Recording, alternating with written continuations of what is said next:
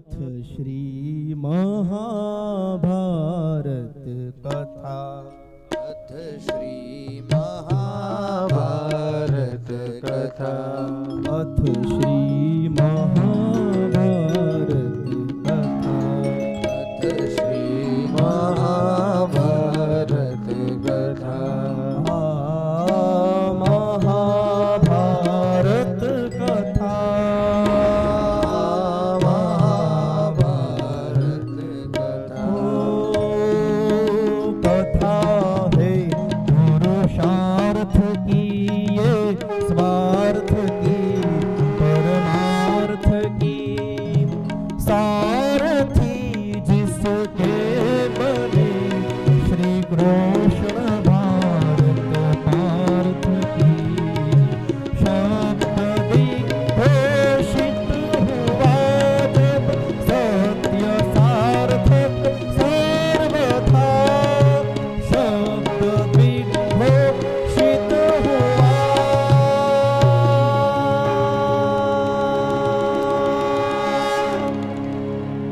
यदा यदा हि धर्मस्य ग्लानिर्भवति भारत, अभ्युत्थानम् अधर्मस्य तदात्मानं सृजाम्यहम्। तदात्मानं सृजाम्यहम्। तदा परित्राणाय साधूनां, विनाशाय च दुष्कृता, धर्म संस्थापनार्थाय संभवामि युगे युगे।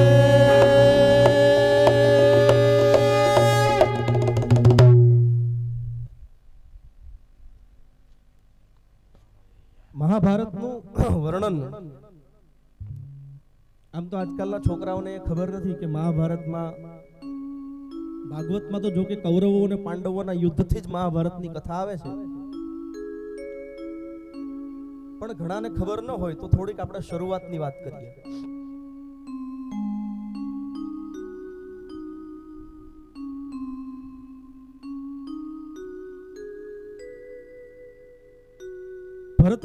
ભરત વંશની અંદર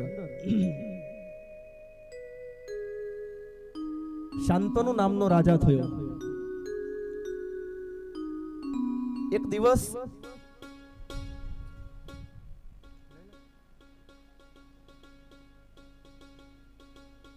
આ શાંતનુ રાજા ગંગા નદીના કિનારા ઉપર શિકાર કરવા માટે ગયો હતો. આ શાંતનુ ગંગા નદીના કિનારે શિકાર કરવા જાય છે ત્યારે એણે એક સુંદર સ્ત્રી જોઈ.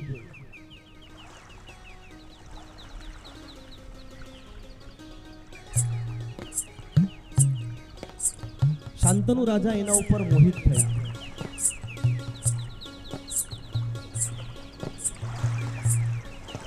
લગ્નનો પ્રસ્તાવ મૂક્યો. આ સ્ત્રીનું નામ હતું ગંગા. કોણ હતા? સ્વયં ગંગાજી. જો મહાભારતમાં કૌરવો પાંડવો કેવી રીતે જન્મ્યા હતા એ ઘણા ખબર ના હોય. આમાંથી ગંગાજીએ લગ્ન કરવા માટેની હા પાડી અને કહ્યું કે એક શરતે તારી યારે લગ્ન કરીશ. હું જે કરું એ તારે મને કરવા દેવા. જો કોઈ પણ દિવસ મને વચ્ચે તે ક્યાંય રોકી તો એ જ ક્ષણે હું તને છોડીને જતી રહીશ.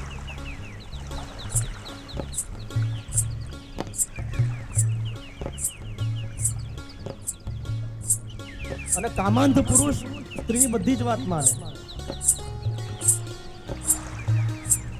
શાંતનુ રાજાએ હા પાડી એટલે સૂર્યનારાયણની સાક્ષી સાથે લગ્ન થયા. એક પછી એક 7 દીકરા જન્મા. પણ ગંગાજી જેવો દીકરો જન્મે એવો ગંગા નદીની અંદર ફેંકી દે. શાંતનુ રાજા જોવે, જીવ બાળે, પણ કશું કહી શકે.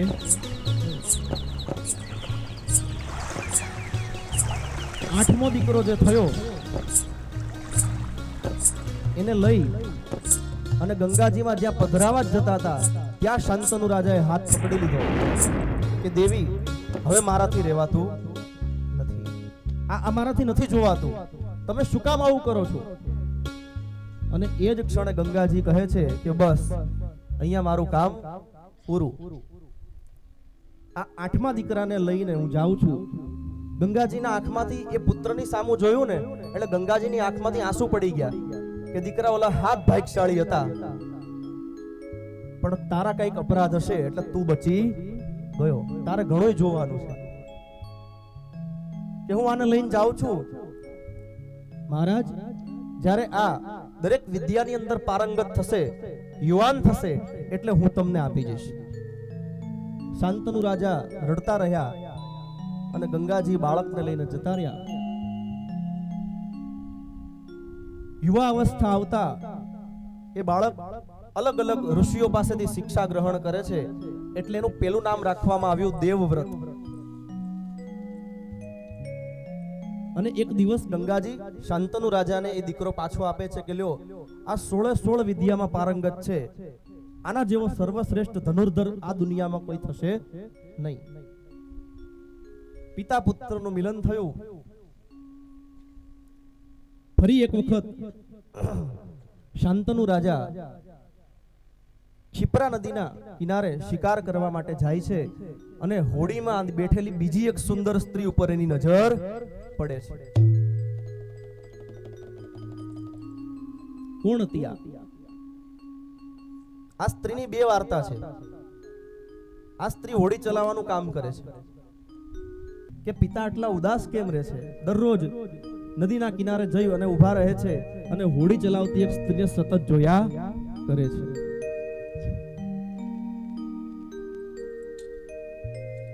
એના સારથીએ બધું કહ્યું. એ જ ક્ષણે દેવવ્રતે સીધો રથ સત્યવતીના બાપના આંગણામાં ઊભો રાખ્યો અને કહે છે કે તારી જે કઈ શરત હોય એ મને મંજૂર છે, બોલ. મારા પિતાના સુખ માટે હું આવ્યો છું. એટલે કહ્યું કે તારા પિતા મારી કન્યા સાથે લગ્ન કરે ને તો એનાથી જે પુત્ર ઉત્પન્ન થાય એ હસ્તિનાપુરની રાજગાદી ઉપર બેસશે. બોલ, છે તને મંજૂર? તો કે હા, હું મારા પુત્ર તરફથી વચન આપું છું. કે નહીં, તારે તારા વંશજ તરફથી વચન આપવાનો કોઈ અધિકાર તને નથી. તું અત્યારે ના પાડે, પણ કાલ તારા દીકરાઓ જન્મે અને એ યુદ્ધ કરી અને મારા કન્યાના દીકરાઓને હેરાન કરે તો? એટલે ભીષ્મ મહારાજે બે હાથ ઊંચા કર્યા દેવવ્રતે, અને આકાશની અંદર 3 દિશાઓ, 10 દિશાઓ, બ્રહ્મા, વિષ્ણુ, મહેશ અને સર્વે દેવતાઓને લક્ષ્યમાં રાખી અને કહ્યું કે જ્યાં સુધી જીવીશ ત્યાં સુધી હું વિવાહ નહીં કરું. દેવતાઓ એની ઉપર પુષ્પની વૃષ્ટિ કરી, એટલે એનું નામ પડ્યું ભીષ્મ.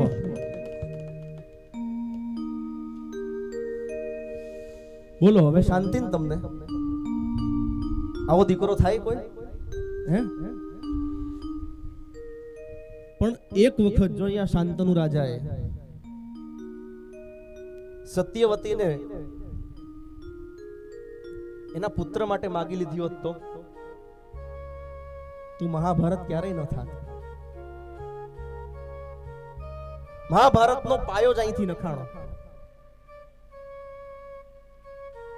પણ કરેલા કર્મના બદલા તો સૌને ભોગવવા પડે છે. શાંતનુ રાજા ભીષ્મની આ પ્રતિજ્ઞાથી બહુ દુખી થયા. એને એક આશીર્વાદ દીધો કે તું ઈચ્છીશ ત્યાં સુધી જીવી શકીશ, તને હું ઈચ્છા મૃત્યુનું વરદાન આપું છું. શાંતનુ રાજા અને સત્યવતીના વિવાહ થયા. 2 દીકરાઓ જન્મ્યા, ચિત્રસેન અને વિચિત્રવીર્ય. ચિત્રસેન, એના જ નામના એક ચિત્રસેન ગંધર્વ સાથે યુદ્ધમાં મરી ગયો. વિચિત્રવીર્યને રાજા બનાવ્યો. તો વિચિત્રવીર્ય એના માટે ભીષ્મ પિતામહ એવું કહેવાય છે કે કાશી રાજાની 3 કન્યા હતી, અંબા, અંબિકા અને અંબાલિકા.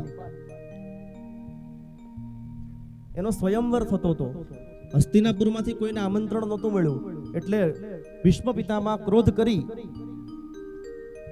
અને કાશી નરેશના દરબારમાં ગયા. ત્યાં જે મહારાજો રાજાઓ આવ્યા હતા એને બધાને હરાવ્યા અને 3 કન્યાનું અપહરણ વિચિત્રવીર્ય માટે કરીને લાવ્યા. 3 કન્યાઓને લઈ આવ્યા, એમાંથી ઓલી અંબા હતી ને, અંબા, એણે એવું કહ્યું કે પિતામહ, જે સમયે મારો સ્વયંવર ચાલતો હતો એ સમયે સભામાં આવેલા શાલ્વ દ્વારા એ શાલ્વને મેં મનથી મારા પતિ માની લીધા હતા, એટલે મારી ઉપર કૃપા કરો. એટલે ભીષ્મ કહે છે કે તો મારી ભૂલ થઈ ગઈ, તે શાલ્વને તારા પતિ માની લીધા તો તું જઈ શકે. રથમાં બેસાડી અને અંબાને વિદાય કરી દીધી. હવે વિચિત્ર વીર્ય સાથે 2 કન્યાઓના લગ્ન થયા, અંબિકા અને અંબાલિકા.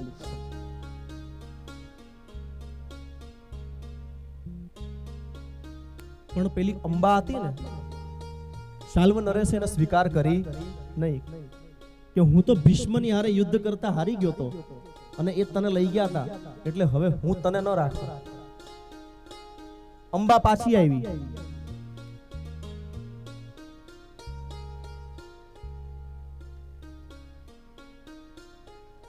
અંબા પાછી આવે છે એટલે વિચિત્ર વીર્ય પણ એનો સ્વીકાર કરતો નથી અને ભીષ્મને કહે કે તું મારી હારે લગ્ન કર.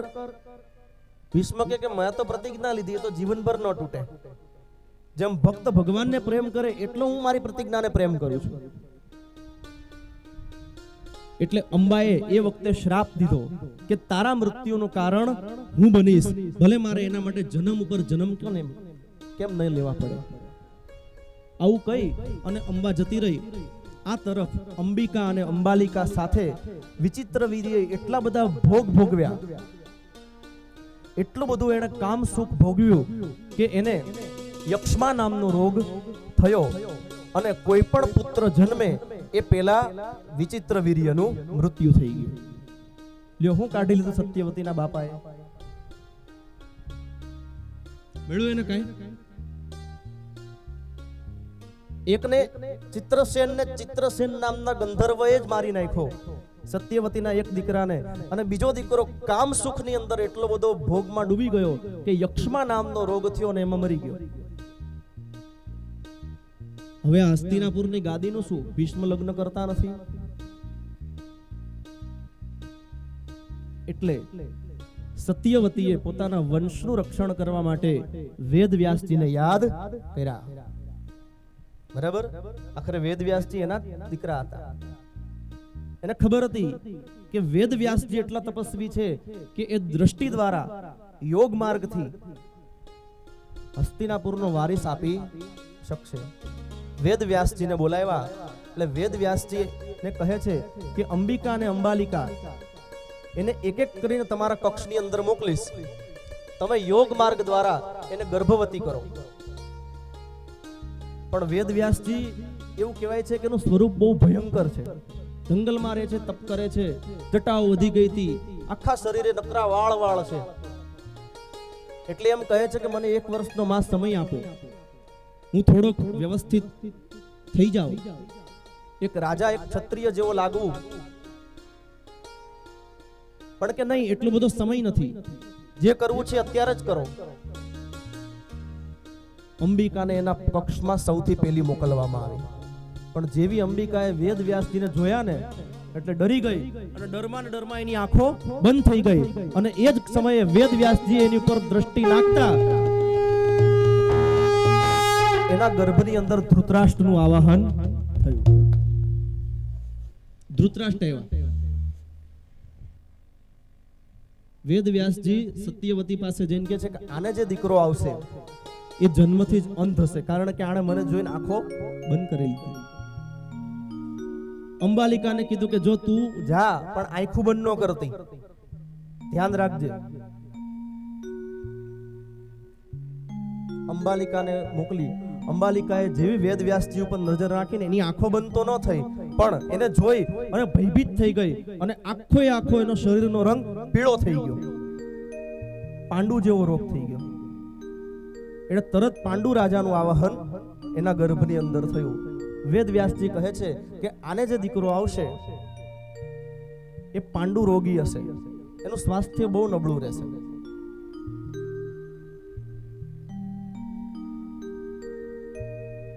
સત્યવતી કહે છે કે નહીં, હસ્તિનાપુરની ગાદી માટે એક શ્રેષ્ઠ સ્વાસ્થ્યવાળા પુત્રની જરૂર છે. ત્યારે ફરી વખત અંબાને કહે છે, અંબિકાને, કે હજી એક તો કાંઈ પણ જે ઓલું પેલી વખતનું સ્વરૂપ જે જોયું હતું ને અંબિકાએ, એટલે એની બીજી વાર હિંમત જ નહોતી કક્ષમાં જવાની, એટલે એણે એક દાસીને મોકલી દીધી. પણ આ દાસી હતી એ કંઈક સારો આત્મા હશે એનો, કે જેવા વેદ વ્યાસની ઉપર નજર પડી એટલે એના ચહેરા ઉપર તેજ આવી ગયો. કોઈ પણ જાતનો ડર એના ચહેરા ઉપર જોવા નથી મળતો. અને વેદ વ્યાસજીએ એની ઉપર દ્રષ્ટિ કરતા એના ગર્ભની અંદર વિદુરજીનું આગમન થયું.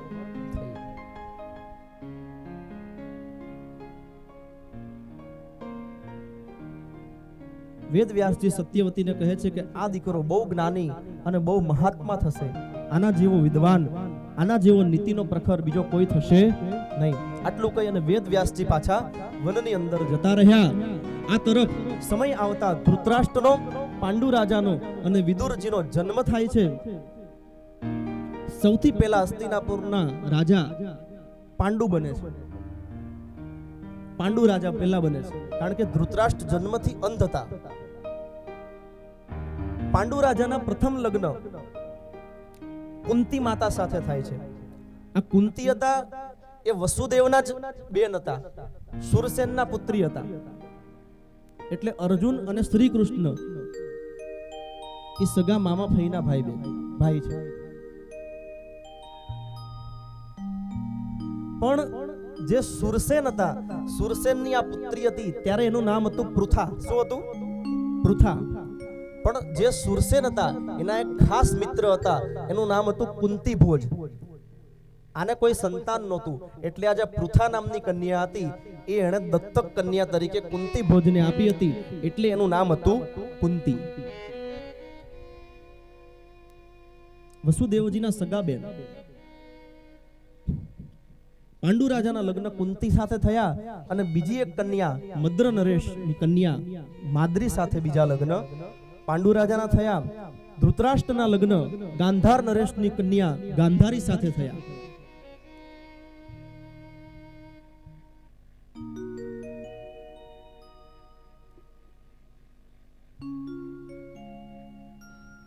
સમય પસાર થયો. એક દિવસ પાંડુ રાજા અને કુંતી અને માદ્રી ત્રણેય વનની અંદર વિહાર કરતા હોય છે. ત્યારે ભૂલથી પાંડુ રાજા કોઈ શિકાર સમજી અને બાણ મારે છે. ત્યાં ક્રિંદમ નામના ઋષિને બાણ વાગતા એનું ત્યાં જ મૃત્યુ થાય છે. મરતા મરતા એ ઋષિ શ્રાપ આપે છે કે હવે ત્યારે ગમે ત્યારે તું સ્ત્રીનો સ્પર્શ કરીશ એ જ ક્ષણે તારું મૃત્યુ થઈ જશે. હજી પાંડવોનો જન્મ થયો નથી અને પાંડુ રાજાને આવો શ્રાપ મળી ગયો.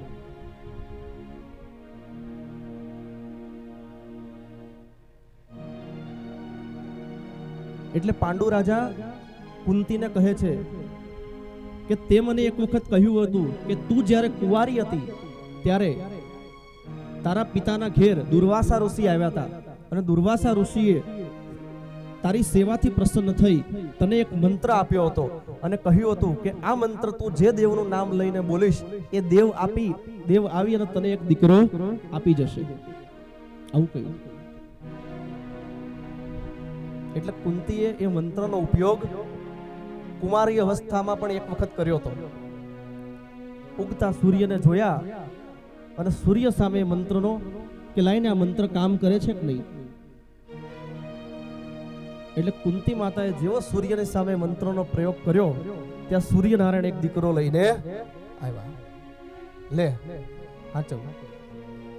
કુંતી માતાને ડરી ગયા, બહુ પ્રાર્થના કરી પણ સૂર્યદેવ કે હું કાંઈ ન કરી શકું, દેવા આવ્યો છું તો દઈને જ જાઉં, તારે આ રાખવો જ પડે, પછી તું જે કરે એમ કઈ સૂર્યદેવ જતા રહ્યા. કુંતી પોતાની કુમારી અવસ્થા છે એટલે લોક અપવાદના કારણે આ દીકરાને ગંગા નદીની અંદર વહેતા મૂકી દે છે. આ કર્ણ હતા. કોણ હતા? કર્ણ હતા, સૌથી મોટો પાંડવ. એટલે કુંતીને યાદ આવ્યું અને સૌથી પહેલા એણે ધર્મરાજનું સ્મરણ કર્યું. એટલે ધર્મરાજે આવી અને યુધિષ્ઠિરનો જન્મ કરાવ્યો.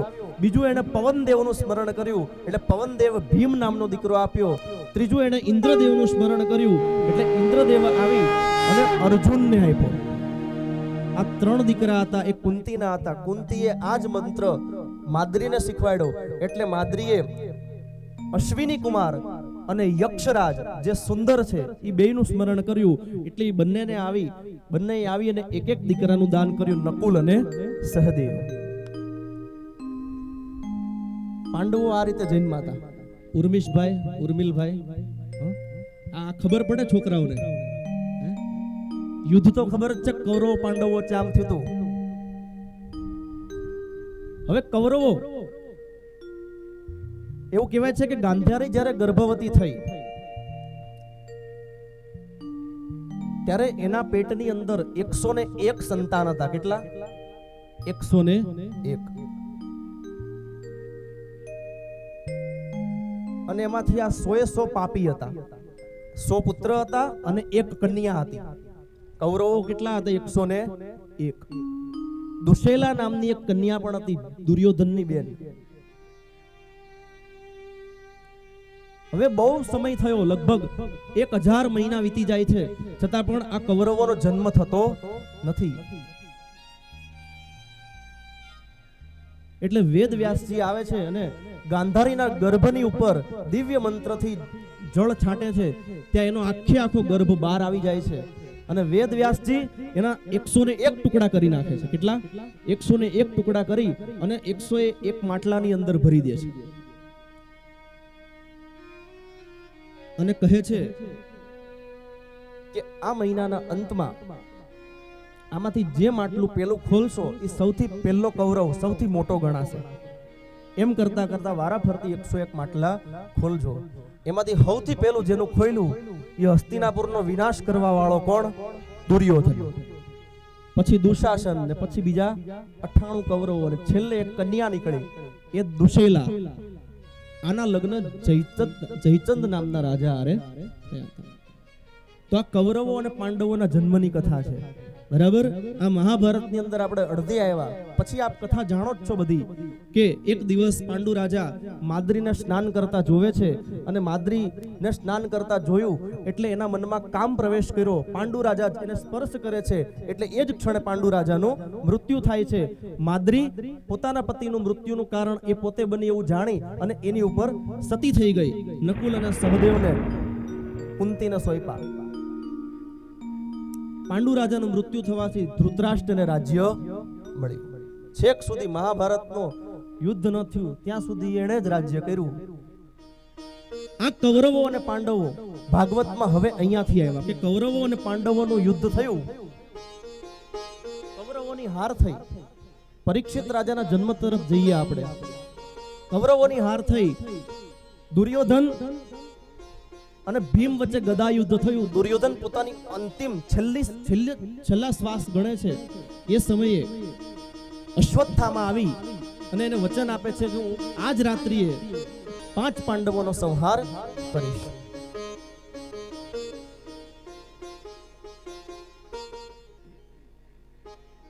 શ્રી કૃષ્ણ 5 પાંડવોને લઈ અને ગંગા નદીના કિનારે જાય છે. જે શિબિરમાં સૂતા છે એ દ્રૌપદીના 5 પુત્ર છે. કોણ છે? એ પાંડવો નથી.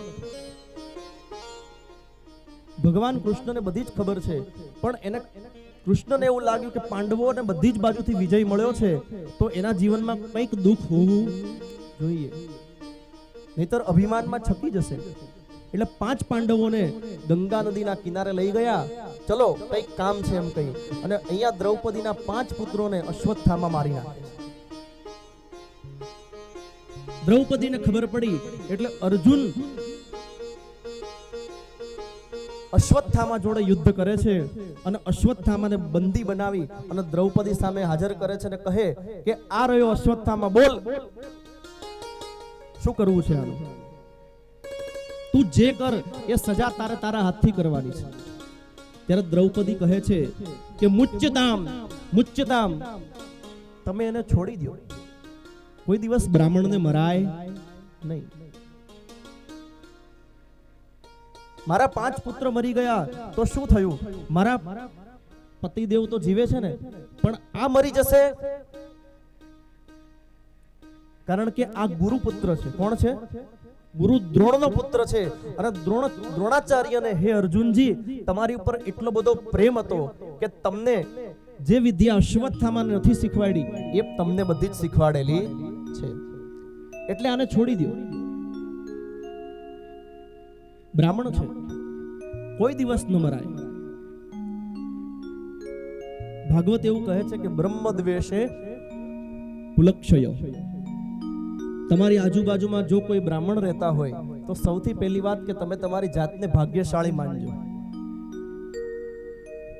અને બીજી વાત, કોઈ પણ કાળે કોઈ પણ એવો સમય આવે ક્યારે બ્રાહ્મણો સાથે વેરભાવ ન રાખવો.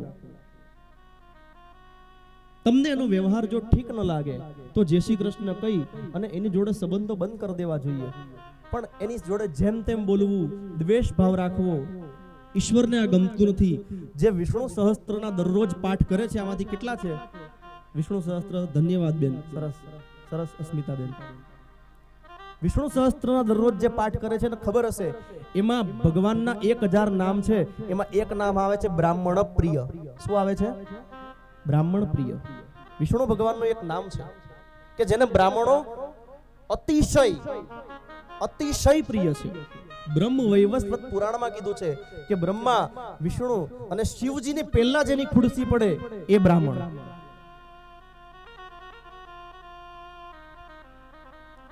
એટલે દ્રૌપદી કહે છે કે છોડી દો, ન મરાય. પણ અર્જુન કહે છે કે મેં આને મારવાની પ્રતિજ્ઞા કરી છે, એનો શું? એટલે કૃષ્ણ ભગવાન રસ્તો કાઢતા કહે છે કે બ્રાહ્મણનું અપમાન કરવું એ પણ એને માર્યા બરાબર જ ગણાય. એક કામ કરો, એના મસ્તકની અંદર જે મણી છે એને કાઢી નાખો અને એને છોડી દો. આવું હળહળતું અપમાન અશ્વત્થામાનું થયું. એટલે અશ્વત્થામા એમ કહે છે કે આની કરતા તમે મને મારી નાખ્યો હોત તો સારું હતું. હે પાંડવો, હવે હું તમારો વંશ રહેવા દઈશ નહીં. આવું કહ્યું અને અશ્વત્થામાએ બ્રહ્માજીને યાદ કર્યા અને બ્રહ્માજીનું અસ્ત્ર બ્રહ્માસ્ત્ર આવ્યું. પાંડવો ઉપર નહોતું છોડવાનું. અર્જુનનો પુત્ર હતો અભિમન્યુ અને અભિમન્યુની પત્ની ઉત્તરા.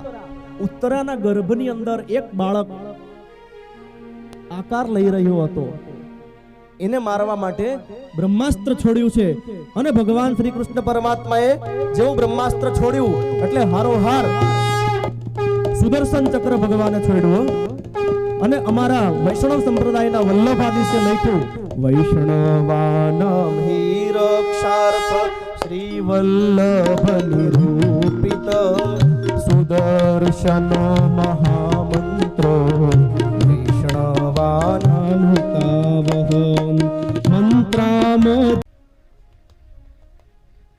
હવે ભગવાન આ બધું જ કામ પૂર્ણ થયું એટલે દ્વારિકા જવા ભગવાન વિદાય લે છે. દ્વારિકા જતા હતા એટલે કુંતી માતા રસ્તામાં ઊભા રહે છે અને કહે છે કે અમને છોડીને ન જાઓ. તમે અમારી સાથે હો છો તો અમને કષ્ટ બહુ પડે છે, પણ એમાં તમે અમારી હારે તો હો છો. શ્રી કૃષ્ણ પ્રભુ એવું કહે છે કે ફૈબા, ફૈબા કેમ? પિતાના હગા બેન છે, વસુદેવજીની સગી બેન.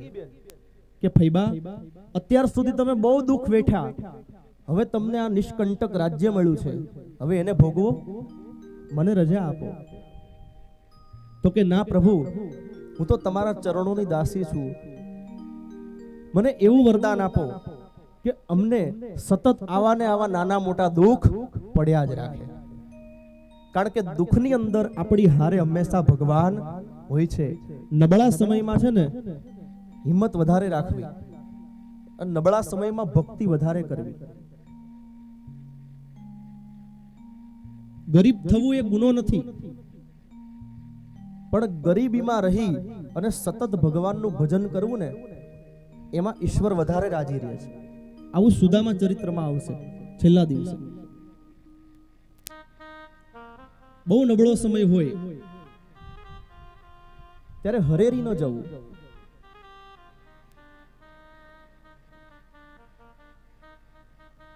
નબળો સમય પણ એક દિવસ જતો રહે છે. અંધારી રાત પછી હંમેશા સોનેરી સૂરજ ઉગતો જ હોય છે. એટલે કુંતી માતા કહે છે કે પ્રભુ અમને છોડીને ન જાઓ. એટલે કૃષ્ણ પાછા આવ્યા. કૃષ્ણ હસ્તિનાપુરમાં પાછા આવ્યા એટલે બધાયને મનમાં અભિમાન આવ્યું. કુંતી માતા કે હું મનાવીને લાવી એટલે પાછા આવ્યા. અર્જુન કહે છે કે ના, એ તો મારા બાળ સખા છે, મારા માટે પાછા આવ્યા.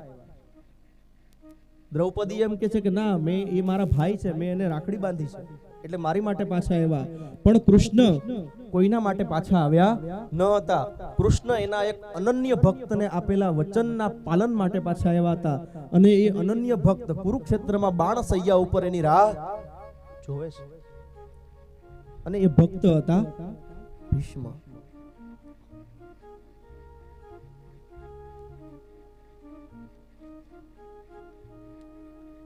કૃષ્ણ એના માટે પાછા આવ્યા છે. ભીષ્મ પિતામાં જ્યાં બાણ સૈયા ઉપર પડ્યા છે ત્યાં જઈ અને ભીષ્મના મસ્તક પર શ્રી કૃષ્ણ હાથ ફેરવે છે.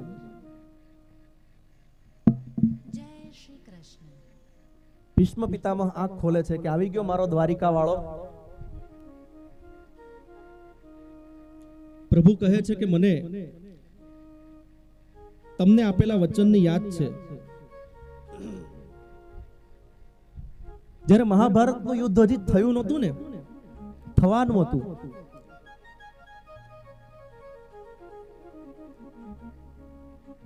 એ સમયે બધા યુદ્ધના નિયમો નક્કી થતા હતા.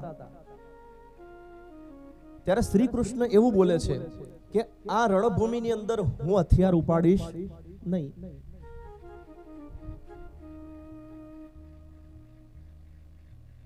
ત્યારે ભીષ્મ એવું કહે છે કે હું તમારા હાથમાં હથિયાર ધારણ કરાવીને રહીશ.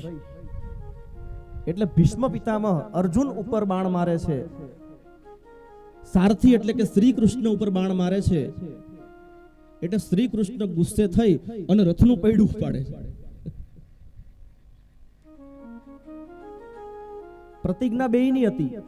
શ્રી કૃષ્ણની પ્રતિજ્ઞા હતી કે હું હથિયાર નહીં ઉપાડું, અને ભીષ્મની પણ પ્રતિજ્ઞા હતી કે હું તમારી પ્રતિજ્ઞા તોડાવીશ. એટલે ભક્ત માટે ભગવાને પ્રતિજ્ઞા તોડી નાખી.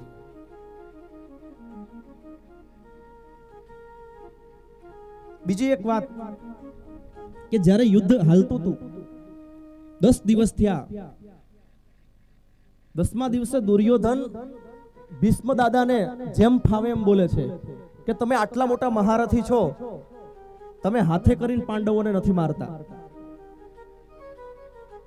રહ્યો છો મારા રાજ્યમાં અને સાથ તમે પાંડવોનો આપો છો. એટલે ભીષ્મ પિતામાં ક્રોધે ભરાણા કે આજ રાત્રે મધ્યરાત્રિએ તારી પત્ની ભાનુમતીને કહેજે કે મારા કક્ષમાં આવે અને અખંડ સૌભાગ્યના આશીર્વાદ લઈ જાય. જા, હું તને વચન આપું છું. આ વાતની ખબર કૃષ્ણ ભગવાનને પડી ગઈ કે ભીષ્મ પિતામહે દુર્યોધનની પત્ની ભાનુમતીને મધ્યરાત્રિએ ધ્યાનમાં બેસતા હતા, અને એ સમયે જે ભીષ્મ પિતામહ આશીર્વાદ આપે એ સાચો જ પડે. એટલે કૃષ્ણને ચિંતા થઈ. પાંડવો ઉપર કંઈક આવવાનું હોય તો કૃષ્ણ ભગવાનને પેલી ચિંતા થાય.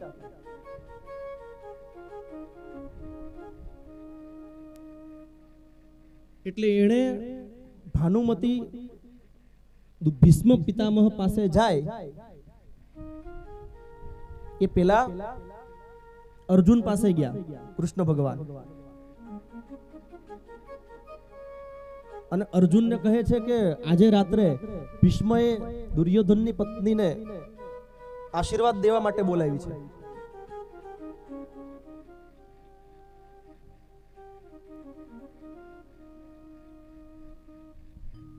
ત્યારે અર્જુન એમ કહે છે કે અમારે શું ચિંતા, તમે છો ને, એમ કરીને હુઈ ગયા. જય દ્વારિકાધીશ. અર્જુને કીધું કે અમારે શું ચિંતા, તમે છો ને, એમ કરીને હોઈ ગયા. આ જ વાત એને યુધિષ્ઠિરને કરી તો યુધિષ્ઠિરે કીધું કે અમારે શું ચિંતા, ઈ હોઈ ગયા. હવે આ બધાય હોઈ ગયા ને કૃષ્ણ જાગે.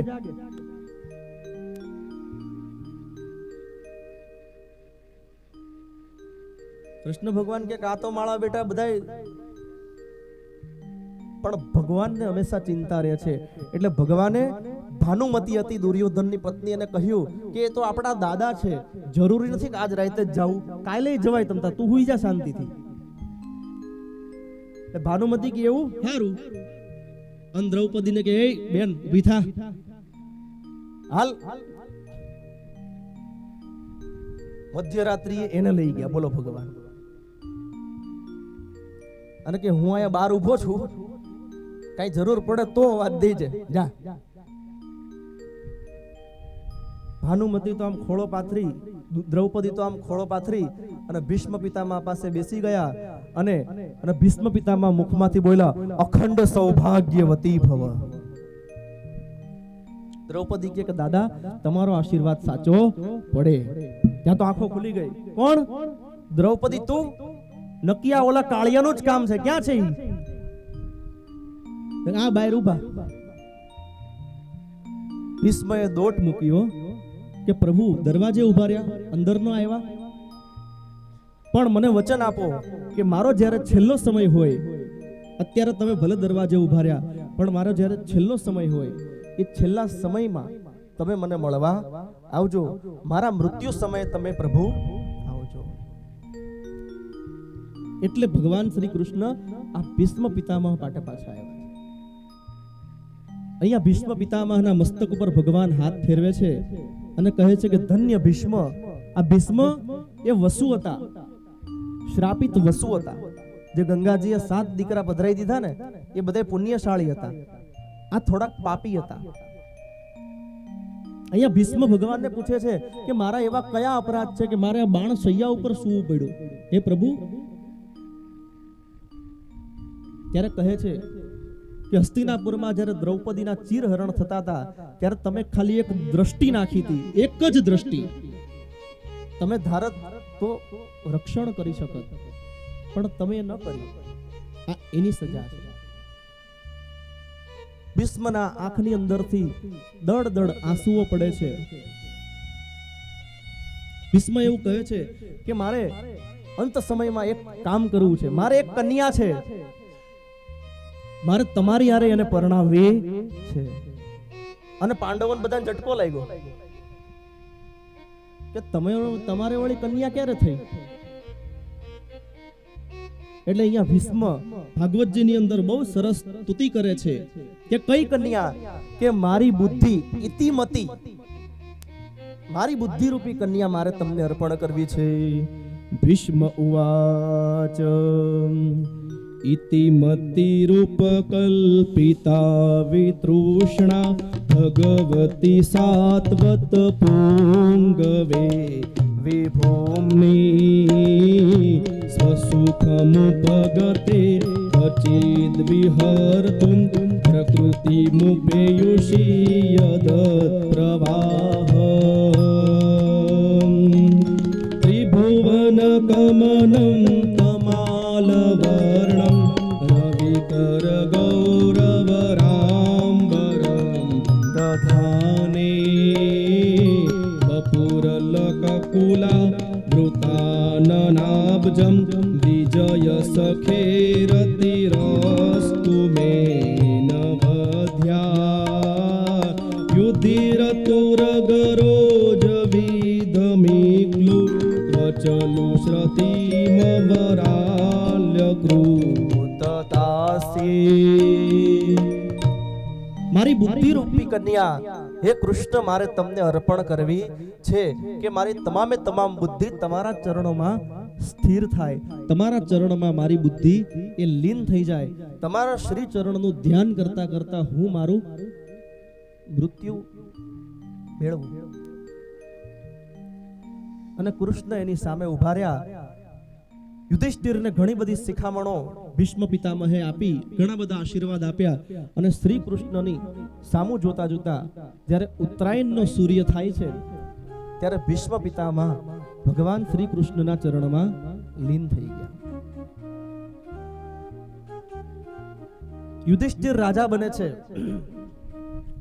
હવે ભગવાન શ્રી કૃષ્ણ દ્વારિકા જતા રહ્યા. અર્જુન એની સાથે ગયા.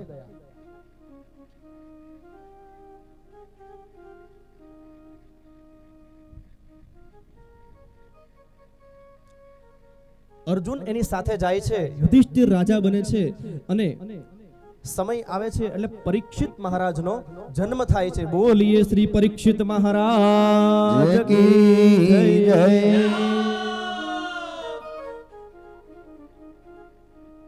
બ્રાહ્મણો આવી અને એનું ભવિષ્ય જોવે છે. યુધિષ્ઠિરને કહે છે કે આ એક બહુ મોટો દિવ્ય રાજા થશે, પણ આનું મૃત્યુ સર્પદંશથી થશે. એટલે યુધિષ્ઠિરને ચિંતા થાય છે. એટલે બ્રાહ્મણો કહે છે કે ચિંતા ન કરો, એને મોક્ષની પ્રાપ્તિ થશે, અંત સમયે એને ઈશ્વરના દર્શન થશે. એટલે યુધિષ્ઠિરને શાંતિ થઈ. વિદુરજી આવે છે અને ધૃતરાષ્ટ્રને લઈ અને વનની અંદર જતા રહે છે. હવે અહીંયા યુધિષ્ઠિરને શાંતિ નથી. મનમાં બહુ ઉચાટ મંડ્યો થવા. યુધિષ્ઠિર એક દિવસ નગર ચર્ચાએ નીકળ્યા એટલે એક લુહારના હાથની અંદર એક યંત્ર જોયું. લુહારના હાથમાં યંત્ર જોયું એટલે પૂછે છે કે આ શું છે તારી પાસે? તો કે આ તાળું છે, તાળું. કે હવે આપણા નગરમાં બધા તાળા મારતા થઈ ગયા છે. આ કળિયુગના એંધાણ છે. એ ભીમ જલ્દીથી અર્જુનના કાંઈ ખબર અંતર નથી. ઘણા સમયથી અર્જુન શ્રી કૃષ્ણ સાથે ગયો છે, જલ્દીથી એને બોલાવો. અને એટલામાં જ અર્જુન આવ્યા. આવતા વેત યુધિષ્ઠિરના ચરણોમાં પડી ગયા. બહુ જ વિલાપ કરે છે, બહુ જ રડે છે. યુધિષ્ઠિર છાતી સરછે લગાવી અને પૂછે છે કે શું થયું, કંઈક તો કે મને. ત્યારે યુધિષ્ઠિર એવું કહે છે, અર્જુન એવું કહે છે કે આપણા પ્રભુ આપણને સૌને છોડી અને સ્વધામ ગમન કરી ગયા છે. એની જે બધી શક્તિ હતી તે બધી જ જતી રહી. હું આવતો તો ત્યારે મને કાબાઓએ લૂંટી લીધો. મને એવું લાગે છે કે મારું જે ગાંડી હતું તે મારા કોઈ કામમાં ના આવ્યું. સમય સમય બલવાન હે નહીં મનુષ્ય બલવાન, નહીં પુરુષ બલવાન. કાબે અર્જુન લૂંટ્યો વહી ધનુષ્ય વહી બાણ. મને કાબાઓએ લૂંટી લીધો અને શ્રી કૃષ્ણ જતા રહ્યા એવી ખબર પડી. એટલે યુધિષ્ઠિરને બધાએ વિલાપ કરે છે અને પાંડવો અહીંયા સ્વર્ગ રોહણ કરવાની તૈયારી કરે છે. પરીક્ષિતને મહારાજા બનાવી દીધા અને પાંડવો બધાય વન કેદારનાથમાં પૂજા કરે અને કેદારનાથથી આગળ નિર્વાણ પંથ છે એ રસ્તે થઈ અને દ્રૌપદી સહિત બધાય પાંડવો હિમાલયમાં જતા રહ્યા. હવે પરીક્ષિત રાજા બન્યો. ઉત્તર રાજાની કન્યા ઈરાવતી સાથે લગ્ન કર્યા. જન્મેજય આદિ 4 પુત્ર થયા. કૃપાચાર્યને ગુરુ બનાવી અને 3 અશ્વમેઘ યજ્ઞ કર્યા. પરીક્ષિતના રાજ્યમાં સૌ કોઈ સુખી છે. એક દિવસ સરસ્વતીના નદીના કિનારે પરીક્ષિત આવે છે. ત્યાં જોયું કે કળયુગ હતો. એ ગાય અને બળદ એ બંનેને બાંધી અને એને ઢોર મારી રહ્યો હતો. અન પરીક્ષિત રાજાએ જોયું. ત્યાં પરીક્ષિત રાજાએ કહ્યું કે દુષ્ટ પાપી, હમણાં હું તને મારી નાખું. કોણ છે તું જે મારા રાજ્યની અંદર ગાય અને બળદની હત્યા કરવા આવ્યો છે?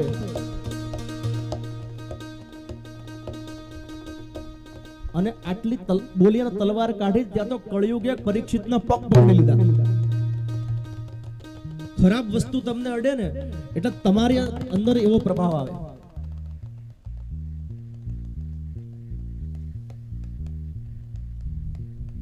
કે મને માફ કરો, તમે મને મારી ન નાખો. જે ગાય હતી એ પૃથ્વી હતી અને જે બળદ છે એ ધર્મ છે. ધર્મને 4 ચરણ છે. કેટલા? બળદને 4 પગ હતા ને એ ધર્મ એ 4 ચરણ સત્ય, દયા, દાન અને તપ. કળિયુગમાં ધર્મ છે એ 3 પગે પાંગળો છે, એક જ ચરણ છે. સતયુગમાં ધર્મના 4 ચરણ હતા. ત્રેતા યુગમાં 3 ચરણ રહ્યા. દ્વાપર યુગમાં બે હતા અને કળિયુગમાં એક જ ચરણ છે. કળિયુગે પગ પકડી લીધા અને કહ્યું કે મને માફ કરો. પરીક્ષિત એવું કહે છે કે મારા રાજ્યમાં થી તું બહાર ચાલ્યો જા. કળિયુગ કે હું ક્યાં જાઉં, મને રહેવા માટે કંઈક સ્થાન આપો. એટલે પરીક્ષિત રાજાએ એને રહેવા માટે સ્થાન આપ્યા. મદિરાલય, વેશ્યાલય,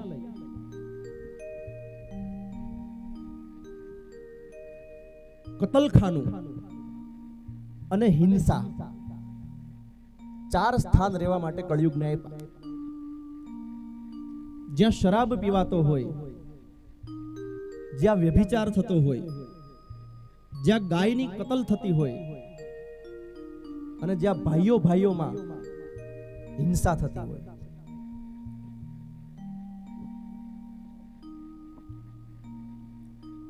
કળિયુગ એવું કહે છે કે આ ચારે તો અપવિત્ર સ્થાન છે, મને કોઈ પવિત્ર સ્થાન હજી 5મું રહેવા માટે આપો. ત્યારે ભગવાન ત્યારે પરીક્ષિત મહારાજે 5મું સ્થાન આપ્યું, સોનું, સુવર્ણની અંદર સ્થાન આપ્યું. સુવર્ણની અંદર એનો વાસ. બળદને અને ગાયને મુક્ત કરાવી પરીક્ષિત મહારાજ પોતાના મહેલમાં આવ્યા. પરીક્ષિત મહારાજને એક દિવસ વિચાર આવ્યો કે લાવને જોઉં કે મારા વડવાઓએ મારા માટે શું મુકતા ગયા છે. એમ વિચારી અને એનો જે જૂનો ભંડાર હતો ને એ ખોલ્યો. ભંડાર ખોલ્યો એટલે એમાંથી એક સોનાનો મુંગટ નીકળ્યો. હવે આ સોનાનો મુંગટ કયો હતો કે જરાસંઘ હતો, એનો દીકરો હતો સહદેવ. જરાસંઘના દીકરા સહદેવ પાસેથી યુધિષ્ઠિરે ના પાડી હતી, છતાંય ભીમે બાંધીના મુંગટ લઈ લીધો હતો. એટલે હરામનું નાણું હતું, હરામનું સોનું હતું, પડાવી લીધું હતું ભીમે. અને એ આ ભંડારમાં સોનાનો મુંગટ પડ્યો હતો. પરીક્ષિત મહારાજે સોનાનો મુંગટ પહેર્યો. સોનાનો મુંગટ પહેર્યો એટલે કળિયુગે એના અંદર પ્રવેશ કર્યો. એટલે બતાવ્યું કે એક દિવસ પરીક્ષિત રાજા શિકાર કરવા ગયા. એક દિવસ શું બતાવ્યું છે આમાં? એક દિવસ. નહીતર પરીક્ષિત રાજા શિકાર કરવા કોઈ દિવસ જતા ન હતા, ક્યારેય નહીં.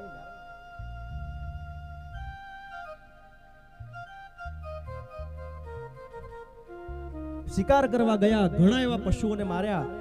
એક ઋષિના આશ્રમની અંદર પ્રવેશ કરે છે.